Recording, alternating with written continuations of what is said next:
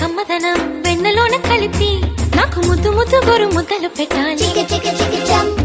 ప్రేమలోన ఉన్న తీయదనం ప్రేమతోటి తెలిపి చిన్న తప్పు చేసి నన్ను తీయక తిట్టాలి.